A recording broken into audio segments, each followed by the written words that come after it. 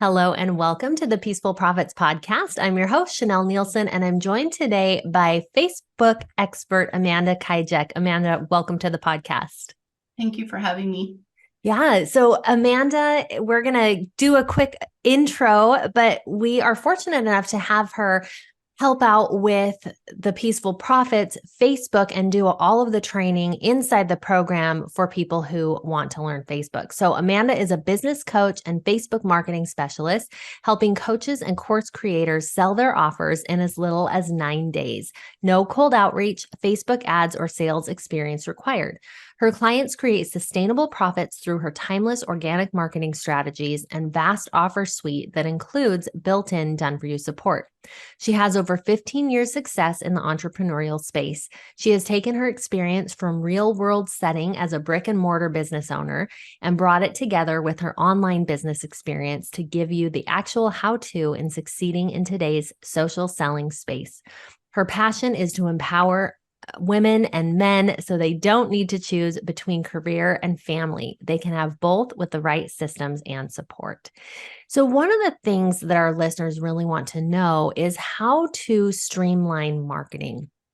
And with your background in Facebook and in marketing, we wanted to come to you and ask what that concept means to you of streamlining marketing and how you would suggest going about streamlining marketing efforts. Yeah, that's a really good question because I think especially when we're talking about Facebook and social media, we can get really caught up in comparing ourselves to others and going down this rabbit hole of content and marketing, right? And so it gets really frustrating and often leads to feeling like a failure and to just, quitting. And so we definitely don't want that. So for me, what I try to always do is explain to anyone that I'm working with that it's kind of just like real world, what you would do if you were going to your job, getting in your car, going, opening up your store, turning on the lights. So when I think of streamlining, I think of no complexity, really like keeping it simple and focused. And the only thing that you really need, any business owner, it doesn't matter how large your team is, how big your business is, where you're at new, or if you've been at it for a while, you only really need three things. You need to attract leads, you need to create engagement, and of course, when you have those two things in order, then you're going to be able to monetize. And so leading with those three things top of mind in everything you do for your marketing on Facebook, social media in general. Okay. So that sounds so simple when you say it that way, right? And I love that you come from a brick and mortar background and have been able to translate that, because I think that you have an idea of the broader concept here of what marketing really is. What was your brick and mortar and what did you do there that has translated into online business? Oh gosh, that was a while ago. So I'm actually an esthetician by trade. Okay. I'm a small town girl, so I've done all of the jobs, and I learned really, really quickly that I wanted to work smarter, not harder, because of course, growing up in a farm, it was really labor intensive type work. And so then when I went to school and became an esthetician and had my own salon and spa, I applied the same skills. Like, how can I make this really simple? How do I get people, to know about me and get in the door? And so that's why I do kind of reference a business and like going to an actual, shop or workplace when I apply that online as well. And I know it can sound simple when you explain it, but I think it makes sense because I think most of the people listening will probably understand or have had a job at some point. And so how that applies to online is that your personal profile, your Facebook profile, that's your storefront. So you want to make sure that it's optimized. And when I say optimized, that means that we want anyone who comes across that storefront to know what we provide, right? They need to know what it is what's in it for them, because that's really all they care about. They don't care, what you got, how you got there. They just want to know, is this something that I need? So first we want to make sure our profile is optimized. The next thing that you want to do is you want to show up consistently, right? And that's how you're going to get the leads. That's how you're going to get the engagement. So this is when you're posting like a Facebook story, or, maybe showing what you were doing today. Really simple little things like that. But the thing that's different about this online compared to in person is on your Facebook profile, right? Where they're not in your store yet. This is still your storefront. So you're showing them, I guess, little snippets and creating curiosity. It's still outside your storefront. So you need to get them in the doors. So I think that's really, that's the kind of easiest way to explain it, right? It's like it's the view from the street, right? Yeah. They're seeing if this is what they want. And your content, right? Your posts, the way you're marketing your store is what's going to bring them into your store, bringing them in the doors. So that would be like in DM conversations, your Facebook group, anything like that. So what are some of the things people can do to create that curiosity that will help people go from just, looking on the outside in to coming into your world, into your store? So when we talk about optimizing your profile, what you would want to do to get people to really come in is answer questions that your audience wants answer questions that your audience wants and is asking questions about. So if you're doing that, if we know our audience, if we know the problems that they're having, it makes it really, really easy to put that type of content onto our Facebook profile. Does that make sense? Yeah, definitely. So, okay. And that brings up the next question, because one of the things that you had mentioned is you really need to be consistent, putting out consistent content. And I think that's a place where a lot of people struggle. It happens kind of in spurts, right? Like, oh, they have this energy to do it. They go and they put out a bunch of stuff and then they're exhausted and they don't post again for a long time. So this struggle to stay consistent does happen a lot. Can you talk us through some content creation strategies that will help with that consistency piece? Yeah, I think that the very easiest way to go about this is always start with your offer. So knowing what it is, what's your offer, what's the goal of your content going to be for the month. So for example, if you have an offer where right now, let's say it's high ticket. Okay, let's say you have high ticket offer, then your goal of your content is going to be to get conversations started about your high ticket offer, right? That makes it very, very simple if we start there, because then now we can decide what's going to be the most important way or the most powerful way that our content can now bring awareness to our offer as we're posting it. If we break it down that way, it makes it a lot easier to know where are we starting with our content to begin with and what the goal of it is. So some really easy ways to do this, especially for somebody who typically wings it, or doesn't like to plan. Going live is so simple. It's a really simple, quick, easy way. Now let's say, I know a lot of people are like, oh, I don't want to go live. I'm scared to talk live. I don't like the way I sound. My background's loud, right? I have kids, whatever it is. Well, right now, what is really favored by Facebook are reels. And so what all reels are is recording, basically. And they're short snippets. They're about 90 seconds long. Of course, that can change anytime Facebook decides to change these things on us. But right now, they're 90 seconds. And so you could record yourself with a quick tip. I like to call them quick tips, something that's still answering your audience's main questions or objections. And then always have a call to action at the end, right? Inviting them to either again, going back to your offer, what is your goal, right? What is the goal of your content? Are we wanting to get people into our Facebook group because our high ticket offer, and this is a little nugget of information, our high ticket offer is going to be something that we're not going to close sales with just from a piece of client content, especially if we have cold leads coming in.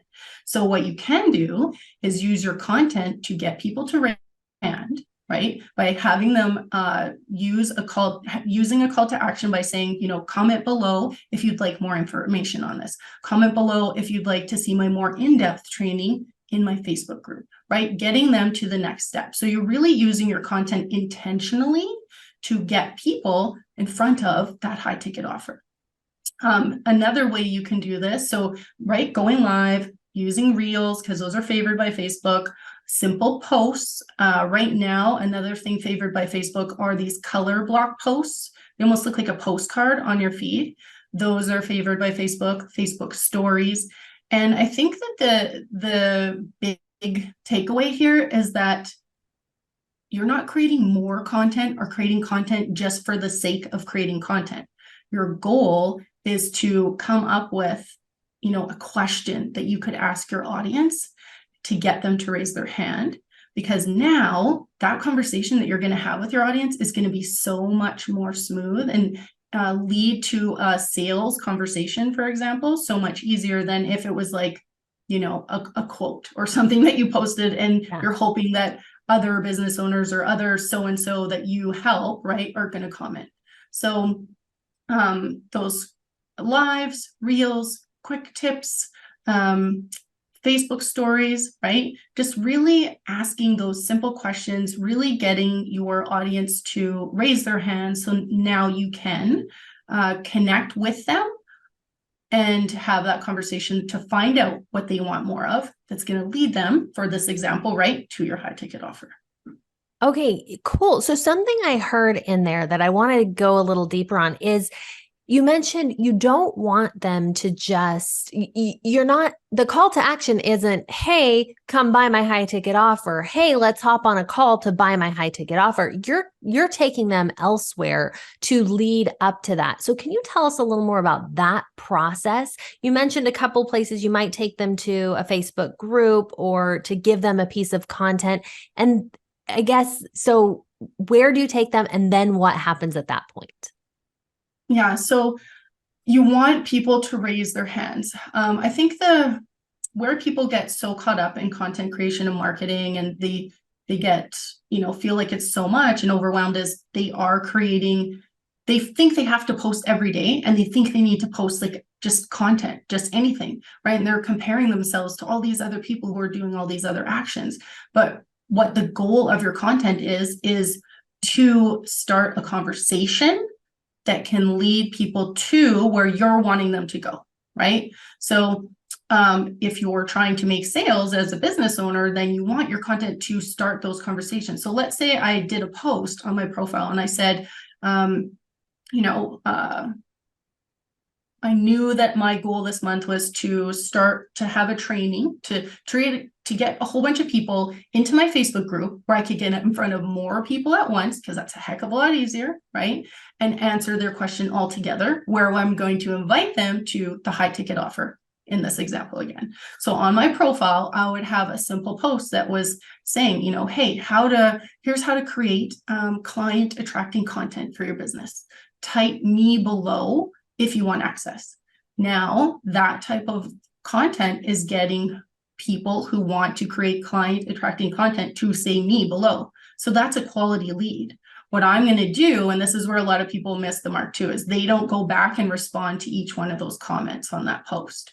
When you do that, it's going to now bump your post higher up in the feed. What does that mean?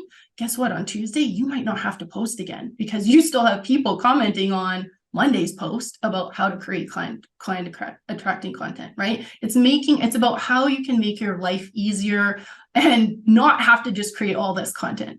So now you have these quality leads saying, yes, me, I want access. And that's where I love using a Facebook group, because now I'm not going to have one-on-one conversations with each one of these people in Messenger. I'm going to actually just bring them into my Facebook group, and I'm going to actually do a training on how to create client attracting content for your business. And at the end of that training, where I'm live in front of all of those people who raised their hand on that post, I'm going to ask them if they would like my secret weapon, on how to do this, and invite them to the high ticket offer. Does that make sense? So it's really intentional. Again, just starting with that offer and then building your content from there. Yeah. Okay. And I love the intentionality piece there, that because I think that there's so much on social media, just, throwing something at the wall and hoping it sticks. And this instead is very pre-planned, intentional. You know the purpose of each thing that you're doing. And you said something that I want to make sure we get clear on. You said people think they need to post every day. Are you saying they don't? Like, do people need to post every day? Yeah. Okay. So I don't want anyone who, hates posting content to be like, okay, good. She said, I don't have to post every day. The important thing here is showing your audience that you're consistent. And because you do that, that creates certainty in them. So again, going back to, if you had your own business in like brick and mortar business, if everyone expected you to be open, Monday to Friday, 9 to 5, and all of a sudden one day they show up at your door and you're not there, they're going to go to the next person, right? So there's so many people who do what we do online. If you want to create certainty, then be consistent. And so consistency looks different for everyone. So going back to this example where I talked about doing the post where I asked the question to get them to raise their hand, if that post was still getting people commenting on it and I was still responding back to comments on it, I would not post another post the next day. I like to call it juice. I would rejuice that post. So I would just comment to a comment on a couple other people's responses in that post so that it would bump it back up, which refreshes it. Yeah. Okay. I love that. Thank you for that clarification. And also that simplicity. That's so great. I think that's fantastic to know that it doesn't have to be reinventing the wheel and coming up with something every single day if what you have is already working. So I think that takes a little bit of pressure off. Now, I know that every platform has its own rules, its own methods. What do we need to know about Facebook specifically? Facebook wants you to be social. This is a social platform. It wasn't intended for people to do business, right? Right. If you're paying for ads and you have a business page, then, and you'll hear a lot of people who joined Facebook years ago and they're still using business pages. So while we're on that topic, I should bring that up, is that your business, there's different areas inside of Facebook. You have your personal profile, you have your business profile, and then you have a Facebook group. When Facebook rolled out Facebook groups, the business page kind of took the back seat. And that is just for organic marketing. Okay. So if you're here and, this is where my specialty is organic Facebook marketing, you don't need a business page unless you're paying for ads. Okay. So that what the Facebook group does is it basically takes the place of your business page. Because now if you're, wanting to have those deeper conversations and actually post links to, sales pages and things, that's where you do it. You do it in your Facebook group, the same as you would if you had a business page, except for it's not costing you anything to do that. Okay. So that's why I love using the personal profile and getting people to raise their hand, getting them into the group where you can then work on making those live, pitches, I guess, if you want to call them. Okay. On your personal profile, you don't want to post outside links. Anything that's going to take people off of Facebook will not show those to people. You might get some people engaging on it, but you're getting a heck of a lot less traffic to it because the Facebook algorithm picks up that, okay, this link's going to take somebody to YouTube or to a blog or here or there. And what they want you to do is they want you to really stay on Facebook and be social. Okay. The really important thing here is that your personal profile can be used for your business. And when I was talking about a business page and the group, a lot of people, this is where they get very apprehensive and this resistance comes up of, well, but wait, that's my friends and my family on there, right? My aunts and my uncles. And here's the thing. You have a free platform at your fingertips that you can share, and you should be sharing all different types of pieces of your life as you normally would. So if you were sharing personal, your kids and whatever you're doing, vacation, still do that. but you also want to work in these this business type, I'm doing air quotes, this business type content as well, because this is where every single new lead, every single person first ends up, is on a personal Facebook profile. In order to have a group, in order to have a business page, everyone first has to set up a personal profile. So if you're trying to generate more leads and engagement and clients, you need to find them first from your personal profile. Okay, so you want to be social. You want to ask questions that's getting your audience to raise their hand. And then you just want to respond back. That's what being social means, right? So if you do those things, you're doing everything right. Making new connections, right? Commenting and responding back, and don't only post business stuff, right? You don't have to worry about that. You get to also share those little snippets of your life and stuff too, because that is what everyone else on Facebook is there for. They're not coming to buy, but they are buying still. They are purchasing still. Yeah. Okay. That's so good. And so I know you've got a lot more specifics that you teach in your, as you go through and get more deep into the program. But one thing that I want to make sure we touch on is when you're considering what to post, you said when you're doing content, you want things that make people raise their hands, but that's a mix of people raising their hands and business content mixed in with personal and just sharing your life. Is there a formula or a way to know like how much to post of which? What I would do to simplify this most, instead of getting so hung up in, I'm going to do 3 posts of this and 2 posts of this, I would post your, the business type, right? So those posts where I talked about, being the color, like they almost look like a postcard asking the question, right? The color backdrop, post those types of posts earlier in the week. The reason why, so your business type content earlier in the week, the reason why is because that's when everyone's in that kind of mindset, right? It's Monday, I'm getting started, right? I've got all week for them to comment back and respond. Then post the more personal type stuff later in the week, right? So maybe it's you and your kids in a pumpkin patch or whatever, right? Out at the beach, whatever you're doing. Here's the thing, even when you're posting that kind of stuff, you shouldn't be posting it thinking, this is what my friends and family want to see. Your clients, your future clients, right? They are attracted to you because you are unique. What you have, you relate to them. And so that's what our content does.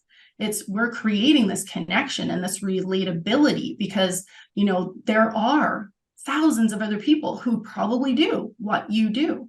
And so what makes you different, right? Maybe whatever it is that you do that's the same as them, that makes you different is you. And so that's why it's important to still share those little pieces of your personal life as well, because the people who are going to purchase from you are going to also relate to you in that personal manner as well. I hope that makes sense. Yeah, definitely. It does. Okay, there's so much here. I appreciate all that you have shared. I think that Facebook and organic marketing in general can seem really overwhelming to people. And I love how you've just simplified it down and made it, something that seems a lot more doable. So thank you for that. As we finish up here, anything else that you would add or that you hope people will take away from this conversation?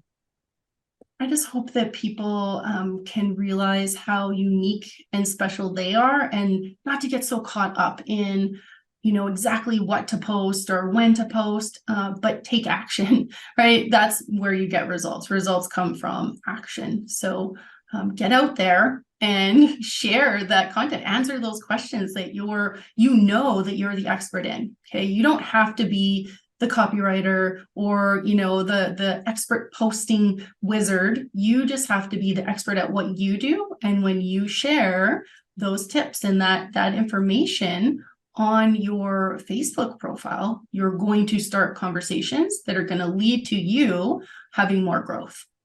Yeah, I love it. Okay, thank you for that. Thank you for being with us here, Amanda. We appreciate it.